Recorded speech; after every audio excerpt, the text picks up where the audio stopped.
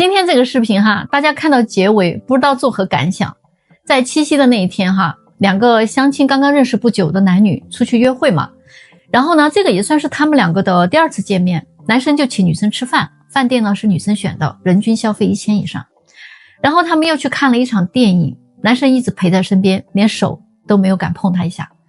出了电影院之后哈，女生又提出来一个要求，想去附近的 SKP 啊逛一逛啊，当活动活动。结果呢，他们两个就上下几层哈，溜了1-2圈。这个女生呢就七七八八的哈，买了一堆东西嘛，首饰啦、衣服啦、化妆品啊，总共花了好几千，男生都给她付了。其实他们那天聊得还不错哈，但是就是不知道为什么，在晚上的时候，男生送她回家，就问她，觉得自己怎么样嘛哈，咱们有没有必要继续往前交往啊？结果这个时候没有想到女生这么说，我对你印象还是挺好的，但是呢，印象归印象，没有感觉就是没有感觉，所以我觉得你人挺好的，但是可能不是我的菜，咱们并不是很合适。男生心里就凉了哈，立马就恢复了理智。他停了1分钟，说，那以后咱俩是不是就不用见面了呢？女孩说，那我们以后可以做朋友呀。结果这个男生就说那朋友之间是不是就该明算账比较好呀？今天呢，吃饭看电影这些钱都算了，算我请你的。你在商场买的这几千块钱的东西，那现在可不可以把钱转给我呢？大家觉得这个男生做的对不对？现在这个社会，你说怎么了？你们有没有发现吗？现在真的是好端端过日子的男人就被人家有点瞧不起的，而那些沾花惹草的渣男却被认为有点本事，好像不干点坏事都不叫男人了。而那些爱家恋家的男人反倒成了失败的男人。还有那些要房要车要高额彩礼的女人很多其实都是没什么本事的，但是她的阅历却不少这部分的女人，她把大部分的温柔都交给了前任，青春都献给了渣男，激情都留给了夜店，剩下的全是怎么套路男人的手段。如果中国所有的女生找男人的标准都是这个男人必须会背唐诗宋词，那全中国所有的男人可能都会把唐诗宋词背得滚瓜烂熟的。那如果说所有的女生都说中国的男人我得要他会赚钱，至于他的良心好不好人品好不好我不管，那所有的中国男人都会变成良心不好人品不好但是很会赚钱的男人。这个正是现在中国女性挑选男人的一个标准。所以实际上一个社会到底好不好我们常常说真的是在于女性的，就是因为这个原因，其实都是因为女人太贪婪惹的祸，都是男人对女人太包容太忍让太宠溺太惯着惹的祸。你们说对不对？如果男生也喝毒鸡汤的话，那会是什么样的呢？男人你一定要对自己好一点该吃吃该买买想放松啦就来一场说走就走的旅行吧，千万不要委屈了自己。钱这种东西就是给女人看看的，不是给她花的。如果一个女人真的喜欢你，她就会努力变得更强大，给你买房给你买车给你买游戏装备。给你花钱的女人不一定爱你，但是不给你花钱的女人一定是不爱你的。你不用主动联系女人，如果她想你自然会联系你，如果她不想联系你，那你联系她干什么？男人找女朋友一定要找一个像母亲一样爱你，把你宠成小王子的女朋友。怎么样？听着是不是特别的别扭？但是又有几个男人真的会去这么想呢？而很多的女人却会真的成为毒鸡汤的牺牲品。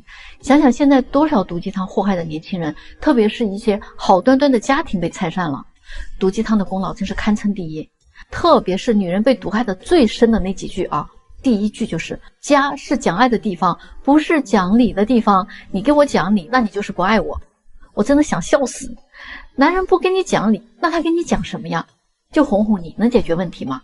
第二句，真正爱你的男人是把你当女儿一样来宠爱的。说这句话的人，我就想问问，你有没有把人家当爹一样去孝顺呢？男女之间是一种价值交换的关系，你啥都不想付出，又想别人把你当女儿宠，凭啥吗？人家又不缺个祖宗。第三句，我在自己的家从来不做家务，凭啥嫁到你家我又得洗衣服又得做饭还要带孩子？我想说你既然结婚了，你必须得分个你家我家吗？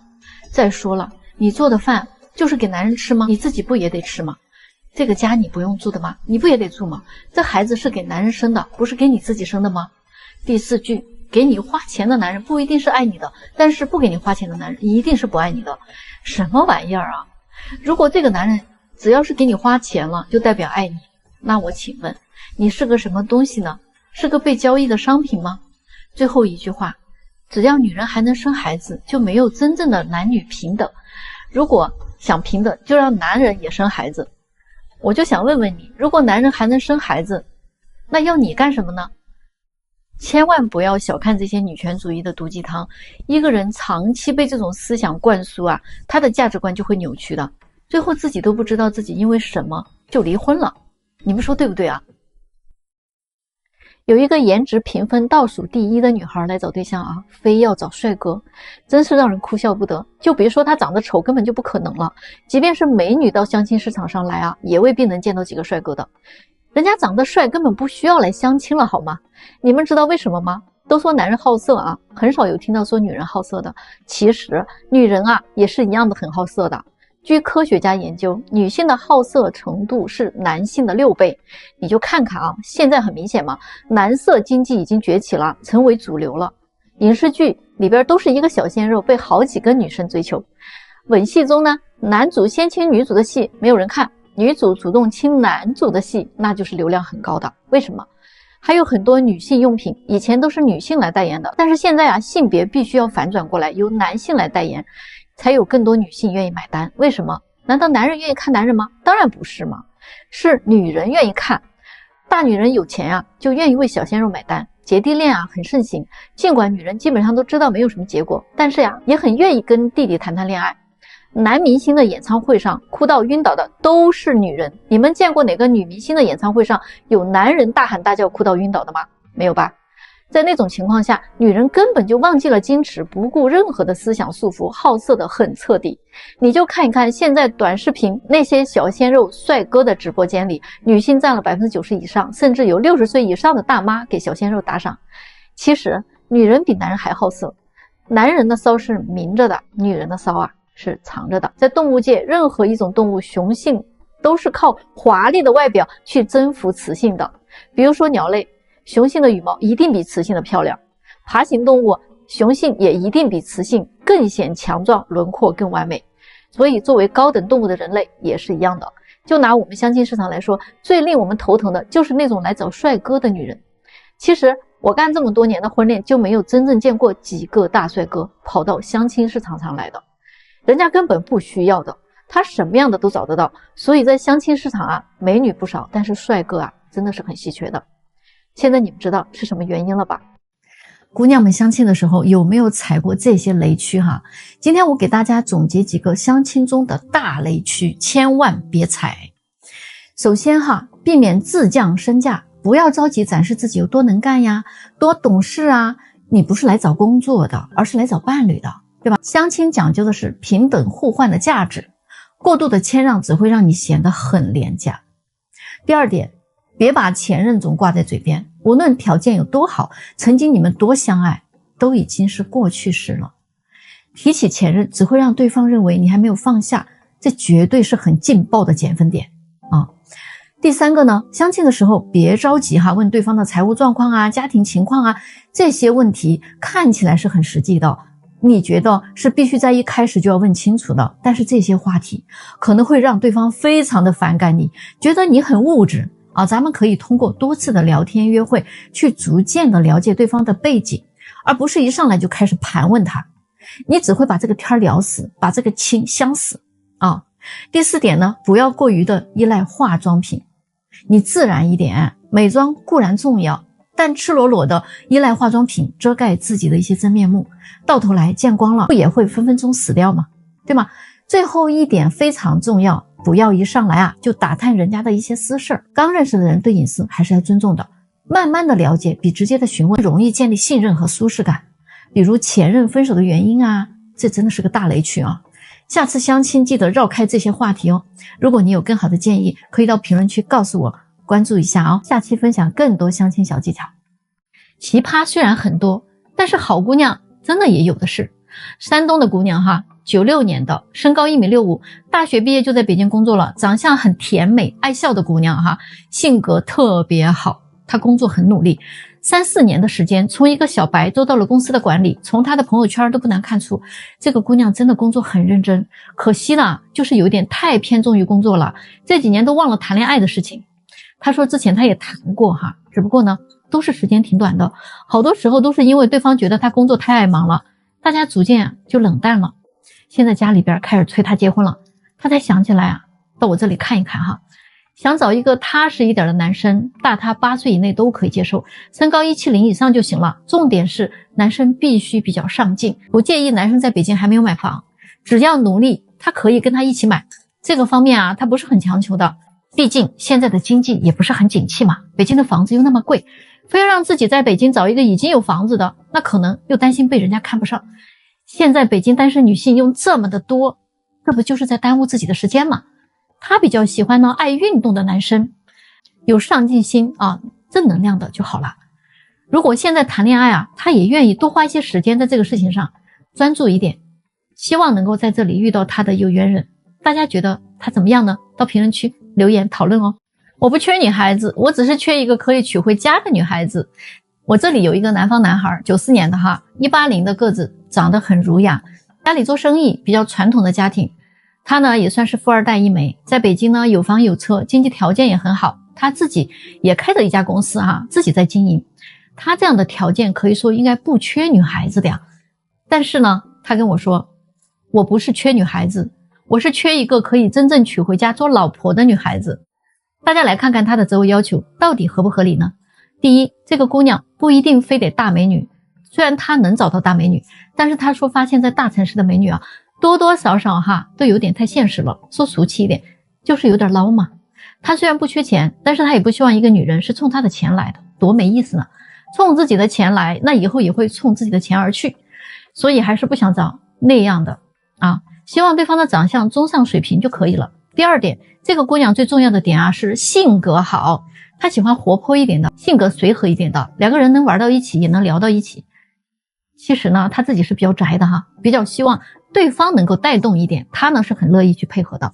第三点，学历方面最好呢也是留过学的，因为他自己也留过学啊，这样就比较有共同语言嘛。第四点哈，不能有同居史，有同居史的接受起来真的很困难。虽然每个人都有自己的经历啊，也有自己的过往，我也尊重别人的过去，并不是对这个有什么偏见，因为我自己没有，所以我也不太能接受对方有。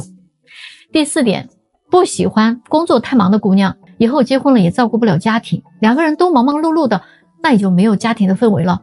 第五点，他比较喜欢小孩，以后肯定是要生2个以上孩子的，只要对方愿意，又能满足这几个条件的话，他会非常认真的交往的，希望能够在半年内就确定关系，1年之内啊就可以结婚。大家觉得他的要求合理吗？咱们到评论区讨论讨论呢。你去看一看啊，富人呢基本上不会娶美女的。大家觉得富人身边一定是美女如云啊，这确实没错。但是你仔细去看一看富人的老婆，虽然没有特别丑的，但是基本上啊都是相貌平平，或者呢也就是中上颜值。但是这些女人一定有过人之处的，要么就是年轻的时候陪伴富人一起走过了那些吃苦的那段人生岁月的女人，要么就是家庭背景非常显赫的门当户对的大家闺秀，要么呢就是平民当中样貌气质性格和内在都很出众的女人。就是这第三种啊，是很多普通女人呐梦想着能通过婚姻改变命运的原因。很多这样的女人起破了头也要来参与竞争。前不久啊，我这里就来了一个女孩，长得是挺漂亮的，一问她的择偶要求，我就觉得她不太可能。她说就想找一个让她直接财富自由的人，否则呀配不上她的颜值。我就问她，那你说的财富自由的标准是什么？年入100万、1000万还是什么样的？她淡定的说啊，年入100万可能连大城市里边中产都达不到吧，至少存款都得过亿才可以。这种人呢，至少都是得开劳斯莱斯别墅1、2千平的那种，年龄多大我倒是不介意的。他看我面有难色啊，就说你这里是不是根本就没有这样的人呢？我说有是有的，但是不知道你符不符合他的标准，要不你等一下，我先跟这个男士沟通一下。于是呢，我就拨通了一位身家过亿的男士的电话，我把这个女孩的基本情况跟这个男士说完了之后啊，男士说美女谁不喜欢啊，但是要娶回家的女人的话，我还是希望他有更多的其他方面的特长。长相这块我反而可以，不需要太漂亮的。我京郊有2000平的别墅，还有4辆200万以上的车，然后我的年收入大概5000多万吧。漂亮的女人我不缺，我并不是说她的颜值不够，而是我没有看到她有别的什么特别的长处，学历也不算高，受教育程度也不够，家庭背景也一般，这些都没什么。但是这样的女人我一抓一大把，有的是啊。再说了，美貌这个东西又能持续几年呢？用几年的美貌想跟我换一辈子的财富，从生意的角度来讲，是不是也太亏了？说实话，我要娶个老婆的话，这种类型的就不用给我介绍了，我还是希望找一个人美心善，受教育程度高一些，有优良的女性传统美德的，对我的家庭和事业都有一定帮助的女人。这个女孩听完说，哎，无所谓了，我有的是人追。那我就说姑娘，你的美貌确实能引来很多人追求，这其中也不乏有钱人，但是他们追求你不代表他们会娶你的。这个道理其实非常简单，富人都是很聪明的，他懂得一个女人要是娶错了，稍有不慎，一辈子的江山可能都毁在这个女人手里。他们考虑的可没有你们那么简单，你们觉得呢？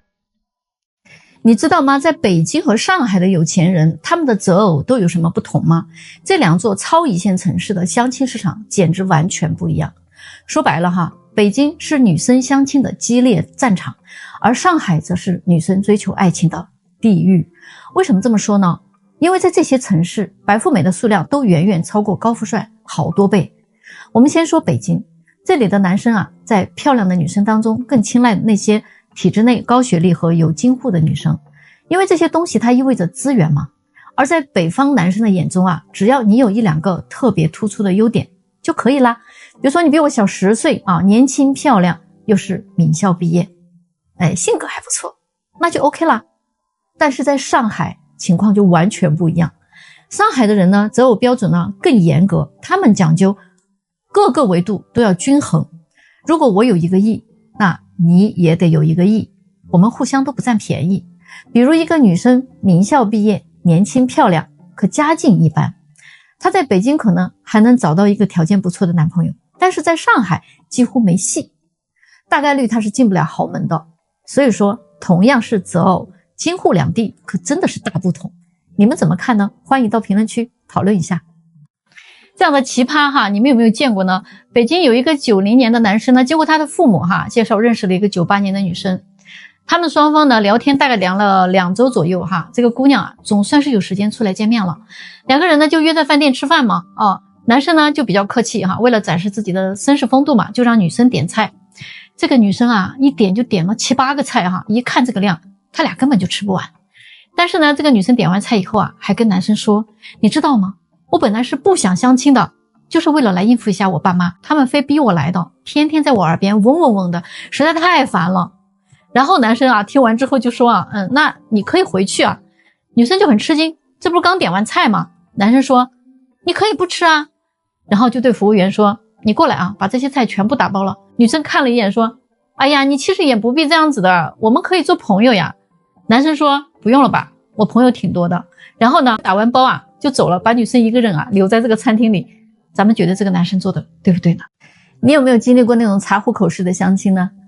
这个是非常多的女生比较容易犯的一个毛病。今天我们就来聊一聊相亲的时候绝对不能聊的一些话题。第一别上来就查户口别一坐下来就问对方你的工资你的收入房子车子存款是什么情况这些话题非常容易让别人觉得你很俗气很物质，聊天气氛肯定会变得很尴尬的。相亲它不是在审讯你又不是警察，他也不是犯人，尽量的让聊天的话题轻松一点，可以聊一聊兴趣爱好、旅行的经历这样大家就能放松下来，更容易找到共同点嘛。